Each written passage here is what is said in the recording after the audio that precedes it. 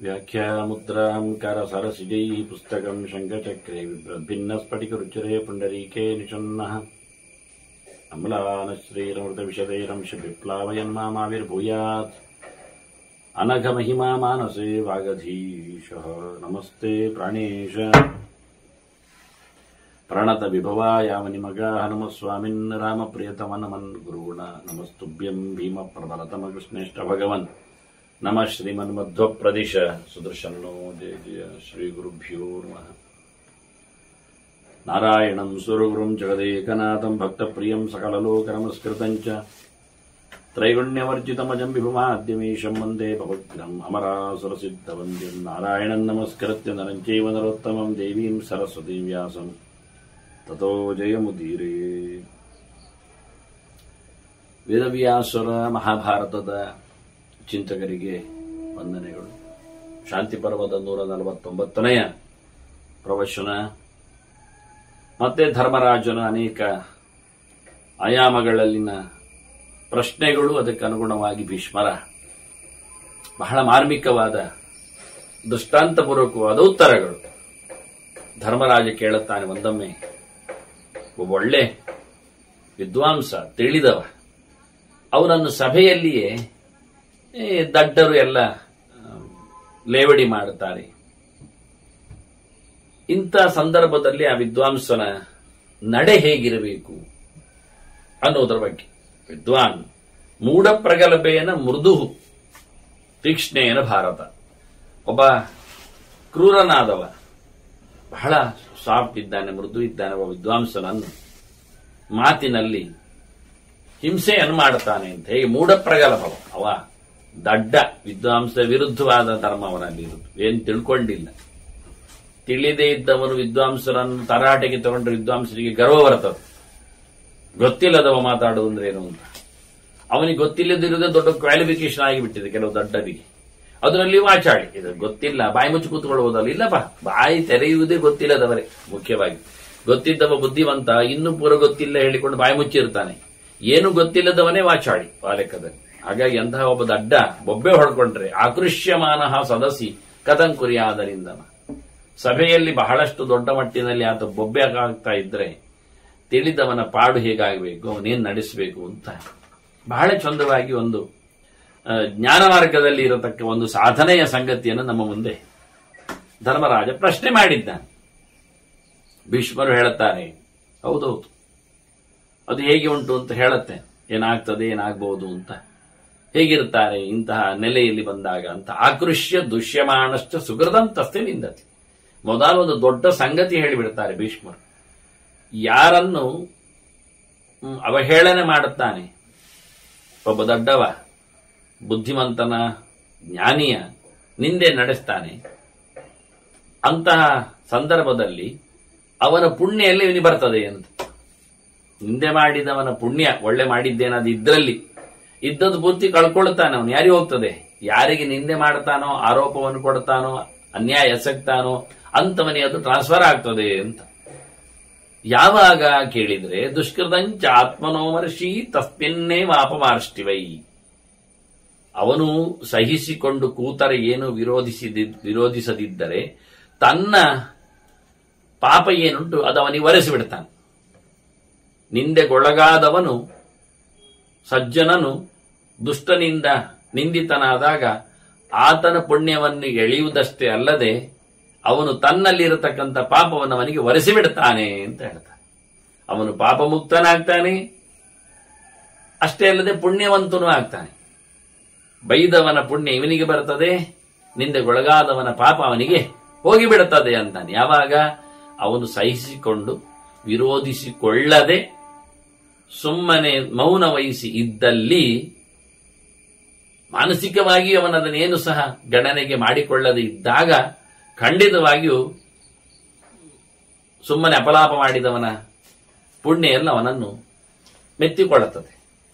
ಅವನಲ್ಲಿರತಕ್ಕಂದ್ರೆ ಏನಾಯ್ತು, ಸುಮ್ಮನೆ ನಿಂದೆ ಮಾಡುವಾಗ ನಾವು ಸುಮ್ಮನೆ ಇರಬೇಕು. ಯಾಕೆ ಕೇಳಿದ್ರೆ ನಮ್ಮಲ್ಲಿ ಇರತಕ್ಕಂಥ ಪಾಪ ಎಲ್ಲ ನಾಶ ಆಗಿ ಹೋಗ್ತದೆ, ಹೋಗಲಿ ಅಂತ ಅವಕಾಶ ಕೊಡಬೇಕು ಅವರಿಗೆ. ನಮ್ಮ ಪಾಪವನ್ನು ತೊಳಿಲಿಕ್ಕೆ ಒಂದು ಅವಕಾಶ ಅಂತವರು ದುರ್ಜನರು.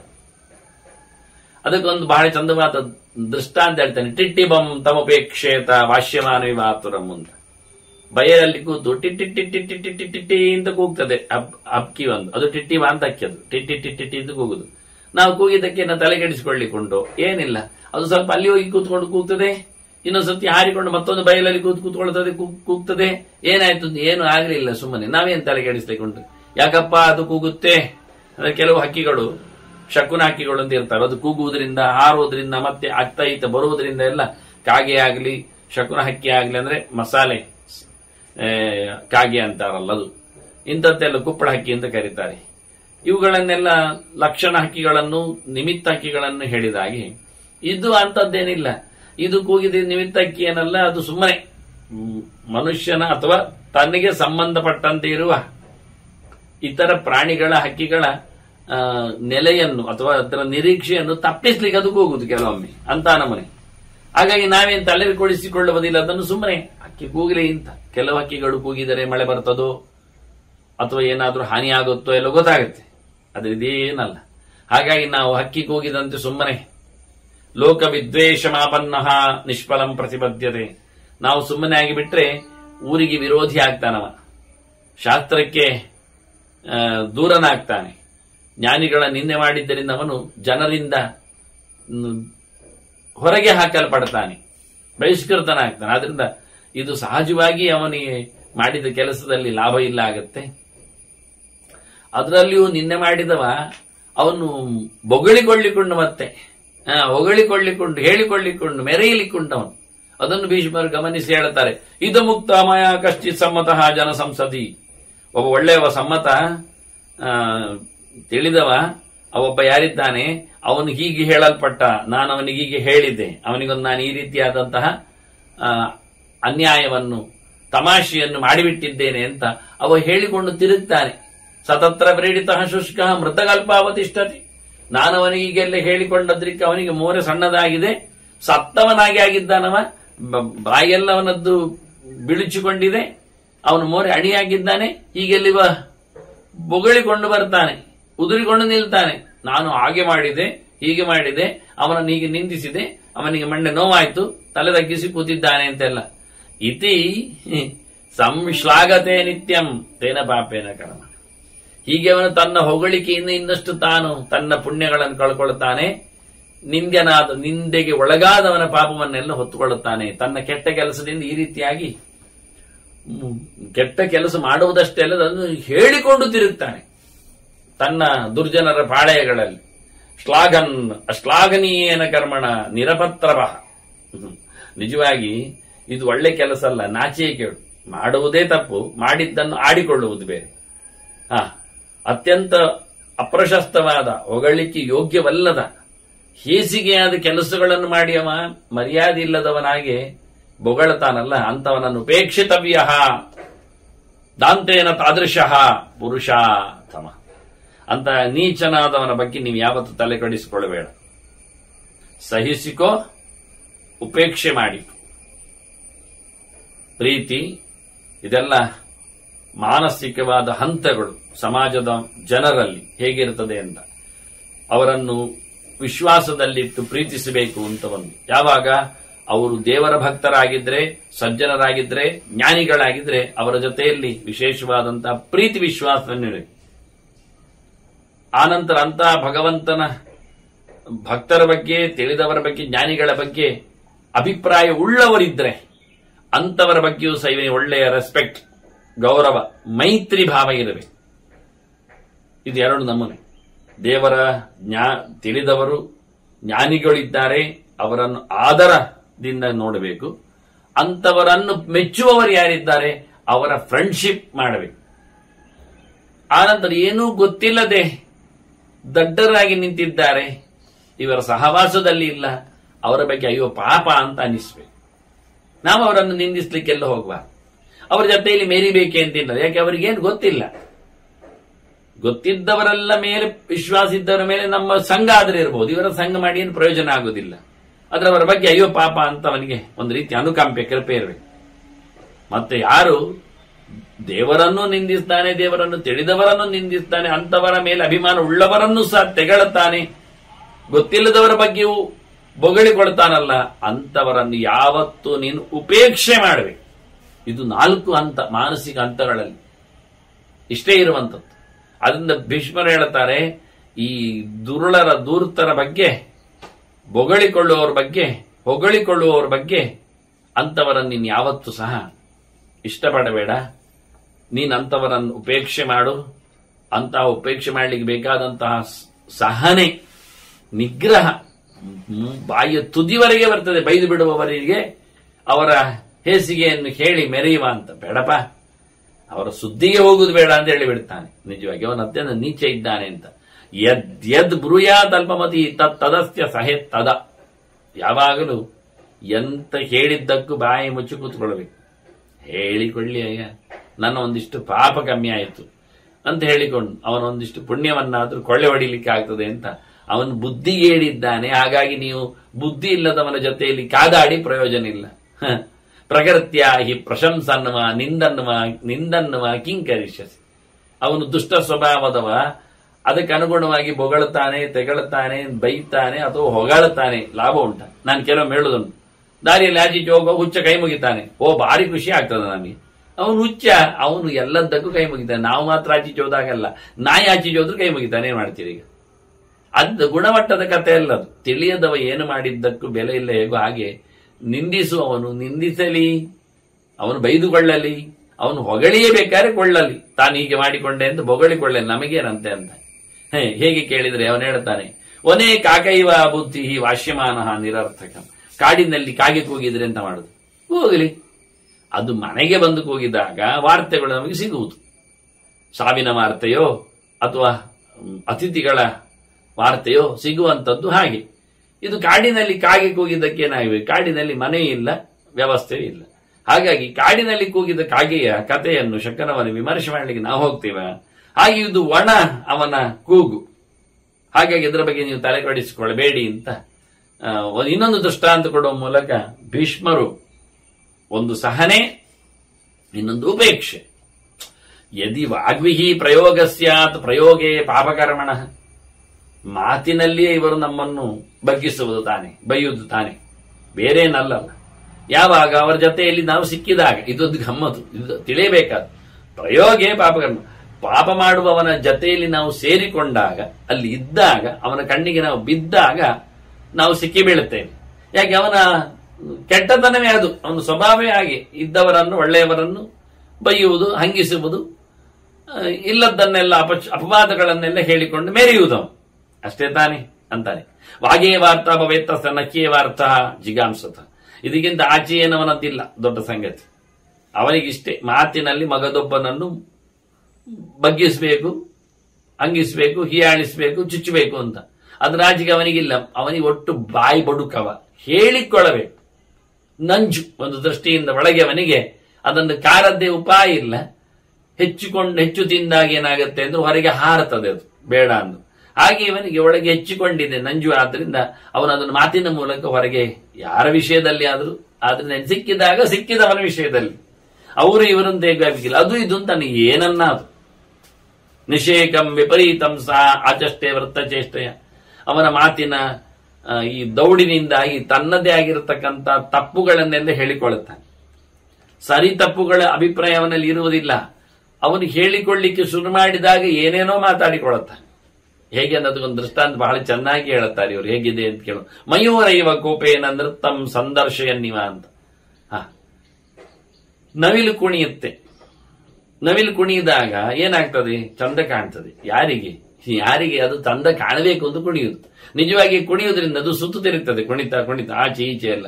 ಆಗ ತನ್ನದು ಪೃಷ್ಠವನ್ನು ತೋರಿಸಿ ಬಿಡ್ತದೆ, ಹಿಂಬದಿಯನ್ನು ತೋರಿಸ್ತದೆ. ಅದು ಗಂಡು ನವಿಲು ರೆಕ್ಕೆ ಎತ್ತಿಕೊಂಡಾಗ ಅದಕ್ಕೆ ಅಡಿಯಲ್ಲಿದ್ದದ್ದು ಕಾಣ್ತದೆ ಎಂದು ಗೊತ್ತಿಲ್ಲ. ಹಾಗಾಗಿ ತನ್ನ ಮರ್ಮಾಂಗವನ್ನೇ, ತನ್ನ ಅಂಗವನ್ನೇ ತಾನು ಪ್ರದರ್ಶನ ಮಾಡಿಕೊಂಡು ಕುಣಿಯುವ ನವಿಲಿಗೆ ತಾನು ಭಾರಿ ಚಂದ ನೃತ್ಯ ತೋರಿಸಿದೆ ಎಂದೇನು ಹೆಮ್ಮೆ ಕಾಣ್ತದೆ. ಹಾಗೆ ದುಷ್ಟ ಜನರಿಗೆ ಯಾರೋ ಹತ್ತಿರದಲ್ಲಿದ್ದ ಒಳ್ಳೆಯವರನ್ನು ಬೈದುಕೊಂಡಾಗ ತಾವು ದೊಡ್ಡ ಮಾತಾಡಿಕೊಂಡೆವು, ತಾವು ದೊಡ್ಡ ಜನ ಆದೆವು ಅಂತ ಹೇಳಿ ಮೆರಿತೇವೆ ಅಂತ ತಿಳ್ಕೊಳ್ತಾರೆ. ಇದು ತನ್ನ ಹೇಸಿಗೆತನವನ್ನು ತೋರಿಸುತ್ತದೆ ಎಂದು ಅವರಿಗೆ ಗೊತ್ತಾಗಲಿಲ್ಲ. ಇವರು ಕಕ್ಕಿಕೊಂಡಾಗ ಇವರಲ್ಲೇ ಇರತಕ್ಕಂಥ ನಂಜು ಇದು ಹೊರಗೆ ಬಂದದ್ದು. ಸಾಧು ಜನರ ಕರ್ಮವನ್ನು ಬೈಯುವ ಮೂಲಕ ತನ್ನ ಕುಕರ್ಮವನ್ನು ಹೊರಗೆ ಹಾಕಿದ್ದೆನ್ನುವ ಅರ್ಥ ಅವನಿಗೆ ಆಗ್ತಾ ಇಲ್ಲ. ಎಲ್ಲಿವರೆಗೆ ಅಂದರೆ ತಾನು ಸರಿಯಾಗಿ ಚೆನ್ನಾಗಿ ಒಳ್ಳೆಯ ಗುಣ ಲಕ್ಷಣವುಳ್ಳ ವಂಶದಲ್ಲಿ ಬಂದವನಲ್ಲ ಎನ್ನುವುದನ್ನು ತೋರಿಸಿಕೊಂಡಾಗ ಆಗ್ತದೆ. ಅಂದ್ರೆ ಏನರ್ಥ? ಅವನು ಕೆಟ್ಟ ಮನುಷ್ಯ ಅಂತ ಅರ್ಥ ಆಗ್ತದೆ. ಕೆಟ್ಟವರ ವಂಶದಲ್ಲಿ ಕೆಟ್ಟವರ ಮಗನಾಗಿ ಕೆಟ್ಟ ರೀತಿಯಲ್ಲಿ ಹುಟ್ಟಿ ಬಂದವ ಅಂತ ಅರ್ಥ ಆಗ್ತದೆ ಅಂತ ಹೇಳ್ತಾರೆ. ಕೆಟ್ಟದು ಮಾತಾಡುವವನಿಂದ ಅವನು ತನ್ನ ಜನ್ಮವನ್ನು ಹಾಳು ಅಂತ ತೋರಿಸಿಕೊಂಡಾಗ ಆಗ್ತದೆ. ಅಂದ್ರೆ ಏನರ್ಥ? ಅವನ ತಂದೆ ತಾಯಿಗಳು ಕೆಟ್ಟವರು ಅಂತ ಇವನಿಂದ ಅರ್ಥ ಆಗ್ತದೆ ಅಂತ. ಪಿತೃಗುಣ ಮಾತೃಜಾತಿ ಸುತಾನ ಹೇಳಿದಿಂದ ಮಕ್ಕಳಿಗೆ ಜಾತಿ ಬರುವುದು ತಾಯಿಯಿಂದ ಅಂದಾಗ ಗುಣ ಬರುವುದು ತಂದೆಯಿಂದಲ್ವ.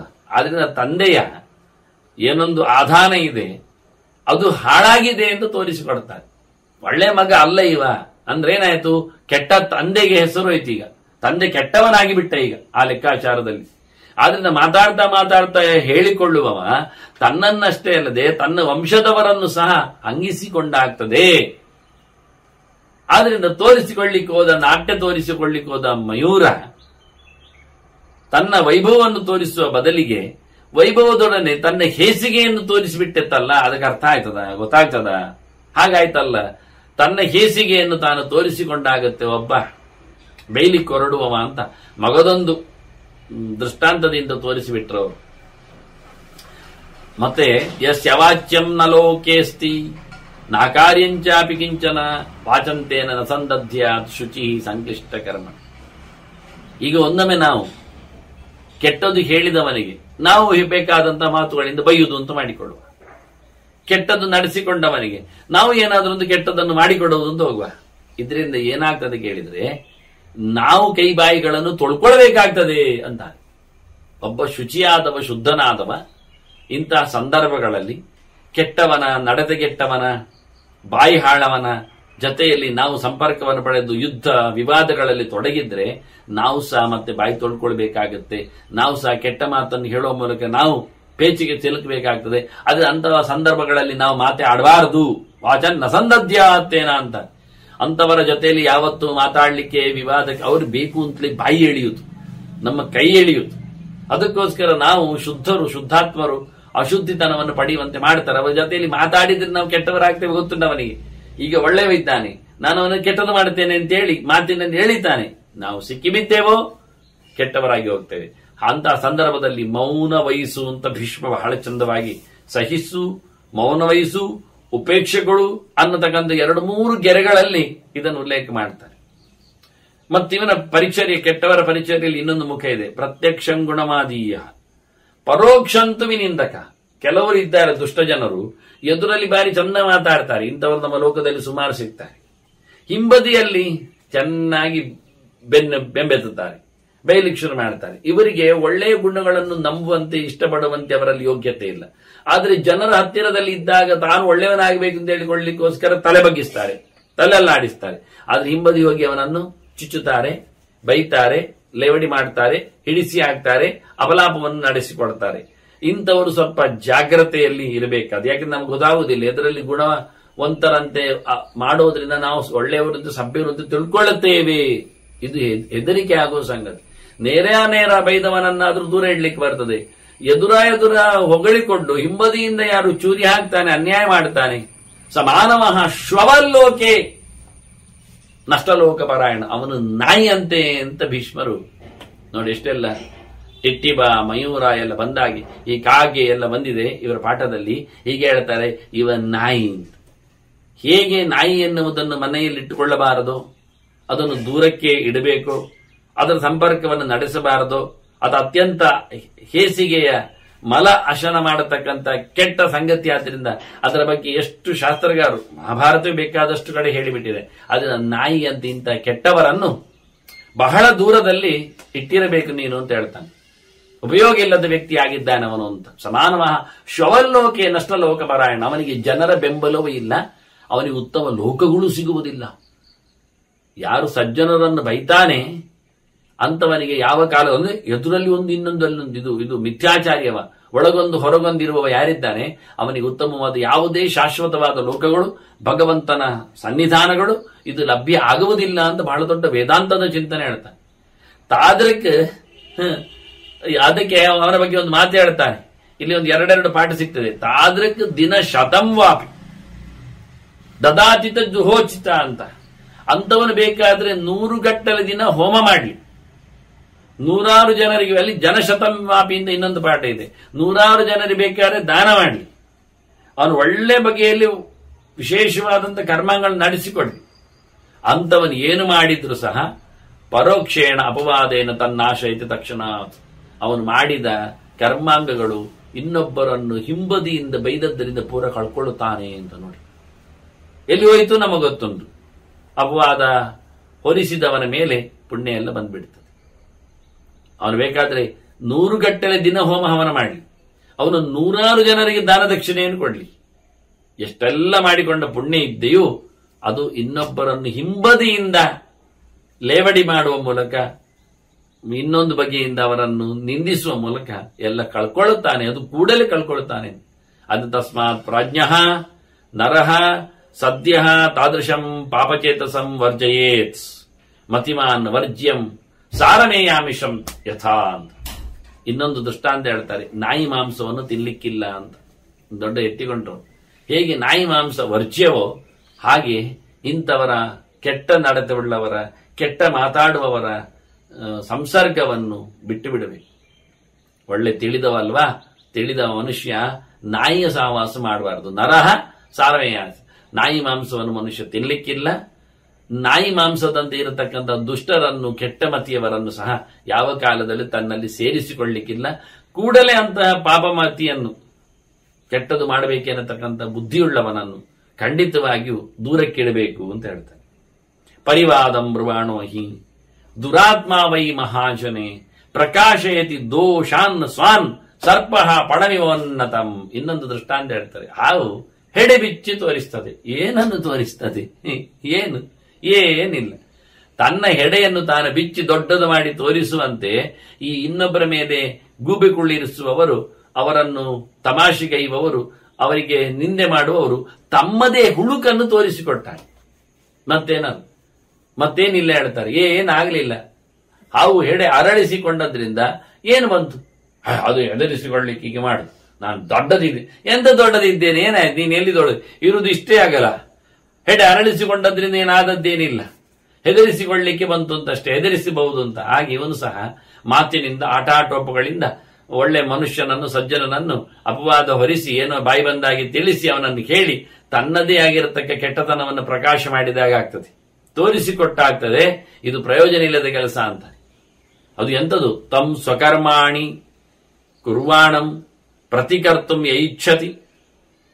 ಸ್ವಧರ್ಮದಲ್ಲಿ ನಿಂತಿರತಕ್ಕಂಥ ಒಬ್ಬ ವ್ಯಕ್ತಿಯನ್ನು ತನ್ನ ಕೆಲಸ ತಾನು ಮಾಡ್ತಾ ಇದ್ದಾನೆ, ಆದರೂ ಅದರ ಬಗ್ಗೆ ಟೀಕೆ ಟಿಪ್ಪಣಿ ಕೊಡುವವ, ಅದನ್ನು ನಿಂದಿಸುವ, ಅದನ್ನು ಆಡಿಕೊಳ್ಳುವವ ಯಾರಿದ್ದಾನೆ, ಇಂಥವನ ಬಗ್ಗೆ ಏನ್ ಹೇಳುದು? ಇಂಥವನು ಯಾರು ಕೇಳಿದ್ರೆ, ಹೀಗೆ ಮಾಡುವ ಯಾರು ಕೇಳಿದ್ರೆ, ಭಸ್ಮಕೂಟ ಇವ ಬುದ್ಧಿ ಖರೋ ರಜಸಿ ಮಜ್ಜತಿ. ಅವನು ಸಾತ್ವಿಕ ಅಲ್ಲ, ಅವನು ರಾಜಸವಾದಂತಹ ಯೋನಿಗಳಲ್ಲಿ ಬೀಳುತ್ತಾನೆ, ಹೋಗಿ ಮುಳುಗ್ತಾನೆ. ಅವನು ಕೆಟ್ಟ ಕೆಸರಿನಲ್ಲಿ ಮುಳುಗಿ ಹೋಗ್ತಾನೆ. ಹೇಗೆ ಹೇಳಿದ್ರೆ, ಕತ್ತೆ ಬೂದಿಯ ರಾಶಿಯಲ್ಲಿ ಹೊರಳಿಕೊಳ್ಳುವಂತೆ ಅಂತ. ನಾಯಿಯೂ ಹಾಗೆ ಮಾಡ್ತದೆ, ಕತ್ತೆಯೂ ಮಾಡ್ತದೆ. ಕತ್ತೆ ಯಾವ ನೆಲೆಯಲ್ಲಿ ಬೂದಿಯಲ್ಲಿ ಹೊರಳಿ ಹೇಸಿಗೆ ಮಾಡಿಕೊಳ್ಳುತ್ತದೋ ಅದರಂತೆ ಇವ ಒಳ್ಳೆ ಕೆಲಸದಲ್ಲಿ ಕೂತವರನ್ನು ನಿಂದೆ ಮಾಡಲಿಕ್ಕೆ ಹೋಗುವ ಇದ್ದಾನಲ್ಲ, ಅವನು ಅದೇ ರೀತಿಯಾಗಿ ಕೆಸರಿನಲ್ಲಿ ಮುಳುಗಿದವನು ಅಂತ ನಾವು ಹೇಳುತ್ತೇವೆ ಒಂದು ದೃಷ್ಟಿಯಿಂದ. ಹೀಗಾಗಿ ಇಂಥವನ ಬಗ್ಗೆ ಅತ್ಯಂತ ಹೇಸಿಗೆಯಾದ ಅಭಿಪ್ರಾಯವನ್ನು ನಾವು ತಳೆದಿರಬೇಕು, ದೂರದಲ್ಲಿರಬೇಕು ಎನ್ನುವುದರ ಬಗ್ಗೆ ಇನ್ನಷ್ಟು ಬಹಳ ಚಂದವಾದಂತಹ ಮಾತುಗಳನ್ನು ಭೀಷ್ಮರು ಉಲ್ಲೇಖ ಮಾಡುತ್ತಾರೆ. ಮನುಷ್ಯ ಸಾಲಾವರ್ಗಂ ಅಪ್ರಶಾಂತಂ ಜನಾಪವಾದೇ ಸತತಂ ನಿವಿಷ್ಟಂ ಮಾತಂಗಂ ಉನ್ಮತ್ತಮಿವ ಉನ್ನದಂತಂ ತ್ಯಜೇತತಂ ಶ್ವಾನಮಿವ ಅತಿರೌತ. ಬಹಳ ಭೀಕರವಾದ ಕ್ರೂರವಾದ ನಾಯಿಯನ್ನು ಹೊರಗಿಡುವಂತೆ, ಮುಟ್ಟದಂತೆ ಎಚ್ಚರ ವಹಿಸುವಂತೆ ನಾವು ಮನುಷ್ಯ ತೋಳ ಇವ. ಅವನು ಒಳ್ಳೆಯ ಚಿಂತಕ ಅಲ್ಲ, ಜನಾಪವಾದದಲ್ಲಿ ಯಾವತ್ತೂ ಅವನು ತೊಡಗಿರ್ತಾನೆ, ಅವನ ಕೆಲಸವೇ ಅದೇ. ಈ ಸಕ್ಕಿನ ಆನೆ ಮದದಿಂದ ನಡೆಯುವಂತೆ ಈತ ಇದ್ದಾನೆ. ಇಂಥವನನ್ನು ನಾಯಿಯ ಹಾಗೆ, ನಮಗೆ ಉಪಯೋಗ ಇಲ್ಲದ ವ್ಯಕ್ತಿಯನ್ನಾಗಿ, ಇವನನ್ನು ದೂರ ಇಡಬೇಕು ಅಂತ ಬಹಳ ಚೆನ್ನಾಗಿ ಭೀಷ್ಮರು ಹೇಳ್ತಾರೆ. ಮತ್ತು ಅಂತವರ ಬಗ್ಗೆ ಇರತಕ್ಕಂಥ ಕೆಲವು ಮಾತುಗಳು ಬಹಳ ಸುಂದರವಾದಂತಹ ಮಾತುಗಳು. ಯಾಕೆಂದ್ರೆ ಭೀಷ್ಮರಿಗೆ ಭಾರಿ ಅದರ ಬಗ್ಗೆ ಅಂದ್ರೆ ವಾಸ್ತವವಾಗಿ ಒಳ್ಳೆಯವರ ಬಗ್ಗೆ ಬಹಳಷ್ಟು ಬಿರುನುಡಿಗಳು ಲೋಕದಲ್ಲಿ ಹೆಚ್ಚು ಇರುತ್ತದೆ ಎನ್ನುವುದು ಅವರ ಬದುಕಿನಲ್ಲಿ ಕಂಡಿರತಕ್ಕಂಥ ಕೆಲವು ಸತ್ಯ ಅನುಭವಗಳು, ಲೋಕದಲ್ಲಿ ಕಾಣತಕ್ಕಂಥ ತಥ್ಯಗಳಿವು. ಯಾವತ್ತೂ ನಡೆಯುವಂಥದ್ದು. ಯಾಕೆ ಈರ್ಷ್ಯೆ ನಾವು ಹೇಳುವಂಥದ್ದು, ತಿಳಿದವನ ಮೇಲೆ ಆಳುತ್ತಾನಲ್ಲ, ತಿಳಿದವನ ಮೇಲೆ ಯಾವತ್ತೂ ತಿಳಿಯದವರದ್ದು, ದಡ್ಡರದ್ದು, ಮೂಢರದ್ದು, ಅಜ್ಞಾನಿಗಳದ್ದೇ ಹೆಚ್ಚು ವಿಚಿತ್ರವಾಗಿರತಕ್ಕಂತಹ ಕಾರುಬಾರುಗಳು, ದೌಡುಗಳು.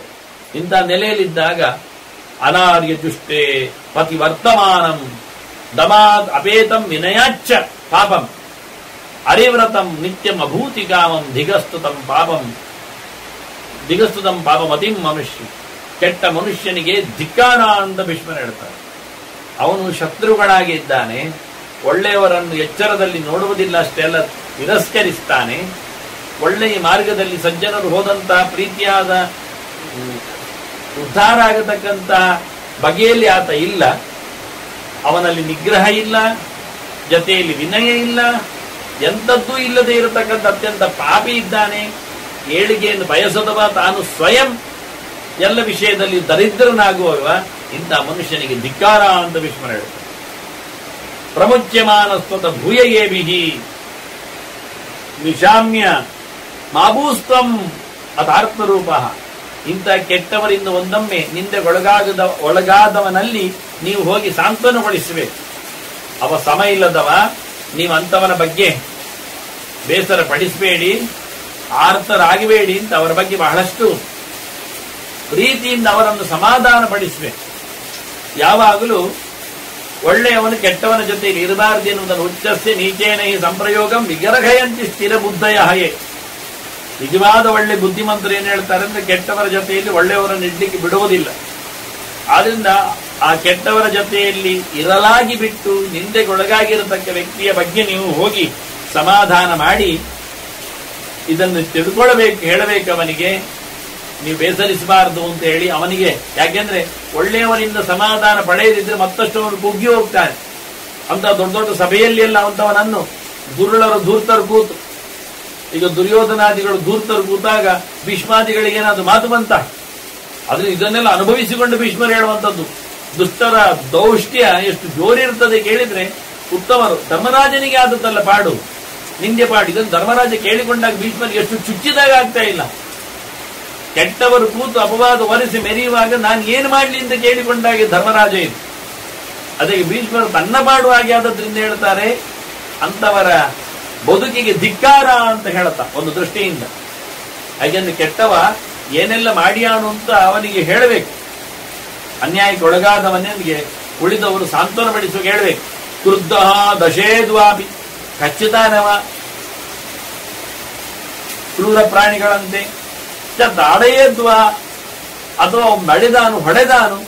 ಸ ಪಾಂಸುಬಿಹಿ ವಿಕಿರೇ ತುಷೇರ್ವ, ಅವನ್ ಮಣ್ಣೆ ರಚಿಯಾನು ಅಥವಾ ಹೊಟ್ಟು ಎಲ್ಲ ಹಾಕಿಯಾನು. ಬೆಳೆದಿದ್ದ ಕಸಕಟ್ಟಿಗಳನ್ನೆಲ್ಲ ಬಿಸಾಡಿಯಾನು. ಕೊನೆಗೆ ವಿವೃತ್ಯ ದಂತಾಂಶ ವಿಭೀಷೆಯದ್ವ, ಹಲ್ಲು ಕಿಸಿನೆಲ್ಲ ಬೊಬ್ಬೆ ಹೊಡೆದಾನು, ಹೆದರಿಸಿಕೊಂಡಾನು. ಸಿದ್ಧಮಿಹಿ ಮೂಡೆ ಕುಪಿತೆ ಎಂದು ಶಂಸ. ಕೆಟ್ಟವರಲ್ಲಿ ಇದೆಲ್ಲ ಮಾಮೂಲಿ ಅಂತ ಹೇಳ್ಬೇಕಂತ ಹೇಳ್ತಾರಂತೆ. ನೀನ ಜಾಸ್ತಿಗೊಳಗಾಗಬೇಡ, ಇದು ಕೆಟ್ಟವನ ಪಾಡೇ ಹೀಗೆ. ಆಗದಿದ್ದವರ ಮೇಲೆ ಈ ರೀತಿಯಾಗಿ ತನ್ನ ಕೈಲಿ ಆಗದು ಇರುವುದರಿಂದ ಅಸೂಯೆಯಿಂದ ಈರ್ಷೆಯಿಂದ ಹೀಗೆಲ್ಲ ಬಡ್ಕೊಳ್ತಾನೆ, ಬೊಬ್ಬೆ ಹೊಡಿತಾನೆ ಎನ್ನುವುದನ್ನು ಸಮಾಧಾನ ಪಡಿಸಬೇಕಾಗತ್ತೆ. ಇದೆಲ್ಲ ಲೋಕದಲ್ಲಿ ಹೀಗೆ ಉಂಟಲ್ಲ ಅಂತ ಭೀಷ್ಮರು ಅವರ ಕೆಟ್ಟ ಪಾಡುಗಳನ್ನು ಅರುಹಿ ಮತ್ತೆ ಕೊನೆಗೆ ಒಂದು ಫಲಶ್ರುತಿಯಾಗಿ ಮಾತಾಡ್ತಾರೆ. ಇದೊಂದು ವಿಚಿತ್ರ ಅವರ ಆ ಲೆಕ್ಕದಲ್ಲಿ. ವಿಗರ್ಹಣಾಂಚಾಪಿ ದುರಾತ್ಮನಾಂಕೃತಾಂ ಸಹೇತಯ ಸಂಸದೀಯ ಸಹೇತ ದುರ್ಜನರು ಈ ರೀತಿಯಾದ ನಿಂದೆಯನ್ನೆಲ್ಲ ಯಾರು ಸಭಾಯಲ್ಲಿಯೇ ಮಾತಾಡದೆ ಸುಮ್ಮನಿದ್ದುಕೊಂಡು ವಹಿಸಿಕೊಳ್ತಾರೋ, ಒಪ್ಪಿಕೊಳ್ತಾರೋ, ಈ ರೀತಿಯಾಗಿ ಒಪ್ಪಿಕೊಳ್ಳಬೇಕು, ಇದನ್ನು ಯಾರು ತಿಳ್ಕೊಳ್ತಾರೋ ಅಂತವರು ಉದ್ಧಾರ ಆಗ್ತಾರಂತಾರೆ. ಪಟೇದಿದಂಚಾಮಿ ನಿದರ್ಶನ ಸದಾ. ನಾನು ಕೊಟ್ಟ ಉದಾಹರಣೆಗಳೆಲ್ಲ ಉಂಟಲ್ಲ ಪ್ರಾಣಿಗಳ ಬಗ್ಗೆ ಹೇಳಿ. ಹಾಗಾಗಿ ಇದನ್ನು ಯಾರಾದ್ರೂ ತಿಳ್ಕೊಂಡ್ರು, ಸಹಿಸಬೇಕು ಅಂತ ತಿಳ್ಕೊಂಡ್ರು ಸಹ ಅವರು ನ ವಾಂಗ್ಮಯಂ ಸಲಭದಿ ಇಂಚಿದ ಪ್ರಿಯಂ, ಅವರಿಗೆ ಯಾವ ಕಾಲದಲ್ಲಿಯೂ ಮಾತಿನಿಂದ ಯಾವುದೇ ರೀತಿಯಾದ ಈ ಬಗೆಯ ಹಿಂಸೆ, ಅಪವಾದ, ನೋವು ಬರುವುದಿಲ್ಲ ಅಂತ ಹೇಳ್ತಾರೆ. ಇದಕ್ಕೊಂದು ಫಲಶ್ರುತಿ ಅವರು ಕೊಡುವಂಥದ್ದು. ಯಾರು ಈ ಬಗ್ಗೆ ಬಹಳ ಚೆನ್ನಾಗಿ ಎಚ್ಚರದಿಂದ ಕೇಳಿಕೊಳ್ತಾರೆ, ನಡೀತಾರೆ, ದೃಷ್ಟಾಂತಗಳನ್ನು ಇಟ್ಕೊಳ್ತಾರೆ, ಅಂತವರಿಗೆ ಒಂದು ದೃಷ್ಟಿಯಿಂದ ಅಂದ್ರೆ ಕೇಳಿಕೊಳ್ಳುವುದು, ಓದುವುದು, ಹೇಳುವುದು ಅಂದ್ರೆ ತಿಳ್ಕೊಳ್ಳುವುದು. ಅದನ್ನು ತಿಳ್ಕೊಂಡ್ರೆ ಖಂಡಿತವಾಗಿ ಅವರು ಈ ರೀತಿಯಾದ ಸಭೆಯಲ್ಲಿ ಅವಹೇಳನವನ್ನು ಪಡೆಯುವುದಿಲ್ಲ. ಅವರು ಈ ರೀತಿಯಾದ ತೊಂದರೆಗಳು ದುರ್ಜನರ ಪಾಳೆಯದಿಂದ ಬರಲಿಕ್ಕಿಲ್ಲ ಅಂತ ಹೇಳಿ ಬಹಳ ಚಂದವಾಗಿ ಕೆಟ್ಟವರಿಂದಾಗಿ ಒಬ್ಬ ಗುಣವಂತ ವಿದ್ವಾಂಸ ತಿಳಿದವ ಸಮಾಜ ಹಾಗೆ ಅಲ್ಲ. ಇದನ್ನು ವಿದುರನಿಂದ ಹೇಳಿದ್ದಲ್ಲ. ಹಾಗೆ ಎಷ್ಟೋ ಜನ ಅಜ್ಞಾನಿಗಳು, ಮೂಢರು ಇರುವಂಥದ್ದು, ವಿಪರೀತ ಜ್ಞಾನಿಗಳೇ ಇರುವಂಥದ್ದು. ಒಳ್ಳೆಯವರನ್ನು ಯಾವತ್ತೂ ಎಂದೆಂದು ಹೇಗೇನೋ ತಿರಸ್ಕರಿಸ್ತಾರೆ. ಅಂತ ಮಟ್ಟಿನಲ್ಲಿ ಆತ ತನ್ನ ಸಹನೆಯನ್ನು ಕಳ್ಕೊಳ್ಳದೆ, ತಾನು ರೇಗದೆ ಆದಷ್ಟು ಶಾಂತನಾಗಿ ದಾಂತನಾಗಿ ಸುಮ್ಮನಿದ್ದಾಗ ಅವರ ಪುಣ್ಯಕ್ಕೆ ಭಾಗಿಯಾಗ್ತಾನೆ, ತನ್ನ ಪಾಪಗಳಿಂದ ಮುಕ್ತನಾಗ್ತಾನೆ ಎನ್ನುವ ನೆಲೆಯಲ್ಲಿ ಬಹಳ ಸುಂದರವಾಗಿ ತಮ್ಮದೇ ಆದ ಒಂದು ಧೃತರಾಷ್ಟ್ರನದ್ದೇ ಆಗಿರತಕ್ಕಂಥ ಒಂದು ಪಾಡಿನ ಬಗ್ಗೆ ಧೃತರಾಷ್ಟ್ರ ಒಂದು ದೃಷ್ಟಿಯಿಂದ ಪರೋಕ್ಷವಾಗಿ ಕೇಳಿಕೊಂಡಿದ್ದ. ಅದಕ್ಕೆ ಭೀಷ್ಮರು ಸಹ ಪರೋಕ್ಷವಾಗಿಯೇ ಉತ್ತರವನ್ನು ಕೊಟ್ಟಿದ್ದಾರೆ. ಮುಂದು ಕೆಲವು ಧರ್ಮರಾಜನ ಕೆಲವು ಪ್ರಶ್ನೆಗಳಿಗೆ ಆ ನೆಲೆಯಲ್ಲಿ ಭೀಷ್ಮರು ಚಿಂತನೆಯನ್ನು ಕೊಡ್ತಾರೆ. ಆ ಕಾಲದಲ್ಲಿ ಇನ್ನೂ ಸಹ ಧೃತರಾಷ್ಟ್ರಾದಿಗಳು ಇದ್ರು. ಹಾಗಾಗಿ ಅವರನ್ನು ಒಂದು ದೃಷ್ಟಿಯಿಂದ ನಿರ್ದೇಶಗೊಳಿಸದೆ, ಇಲ್ಲದಿದ್ರೆ ನೇರ ತಾಗಿದಾಗ ಆಗ್ತದೆ. ಹಾಗಾಗಿ ಅವರು ಯಾರನ್ನು ಹೇಳಿಕೊಳ್ಳದೆ ಭೀಷ್ಮರು ಬಹಳ ಸುಂದರವಾದಂತಹ ಉತ್ತರವನ್ನು ಕೊಟ್ಟಿದ್ದಾರೆ. ಮುಂದೆ ಅದರ ಚಿಂತನೆಯನ್ನು ರಾಜಧರ್ಮದ ಈ ಪರ್ವದಲ್ಲಿ ನಡೆಸಿಕೊಡ್ತಾರೆ. ಅದನ್ನು ಮತ್ತೆ ಕೇಳುವ ವಂದನೆಗಳೊಂದಿಗೆ ಶ್ರೀಕೃಷ್ಣಾರ್ಪಣಮಸ್ತು. ನಾರಾಯಣ ನಾರಾಯಣ ನಾರಾಯಣ.